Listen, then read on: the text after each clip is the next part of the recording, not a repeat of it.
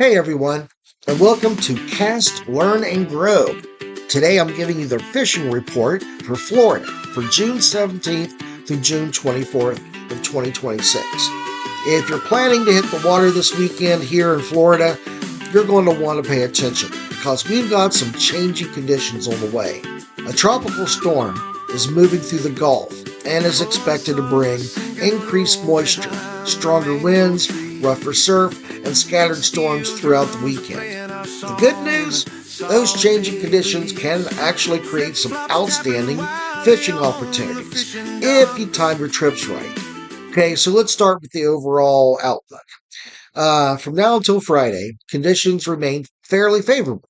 Early mornings will be your best bet. The lighter winds and calmer seas before the afternoon thunderstorms begin to build will basically be your best time.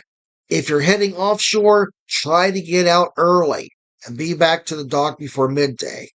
By Saturday and Sunday, the tropical system will be affecting much of the state. Expect rougher conditions offshore, stronger currents near beaches, and increased surf along both coasts.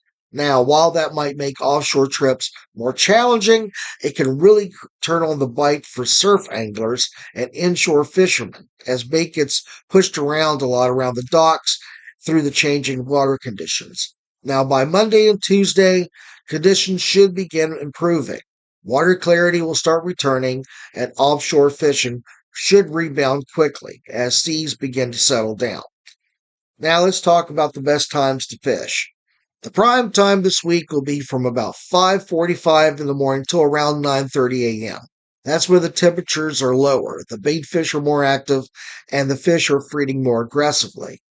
The evening bite, okay, it's about productive around 5:30 p.m. until sunset in some areas, especially after storms and afternoon storms pass through and oxygen levels increase in the water. For those who enjoy fishing after dark, this could be an excellent week for snook, tarpon, mangrove snapper, and sharks around bridges, passes, and look around the dock lights. Now, as for tides, the strongest fishing opportunities will occur the high tides this weekend. Friday through Sunday should provide some of the best tidal movement of the week. Focus your fishing 1 hour before high tide through 1 hour after high tide for snook, redfish, tarpon, and mangrove snapper. Now, let's look at what's biting. Inshore anglers should focus on snook, redfish, speckled sea trout, tarpon, jack crevalle, pompano, Spanish mackerel, mangrove snapper, black drum, and sharks. Offshore fishermen are reporting good action with red snapper. The red snapper holes are amazing.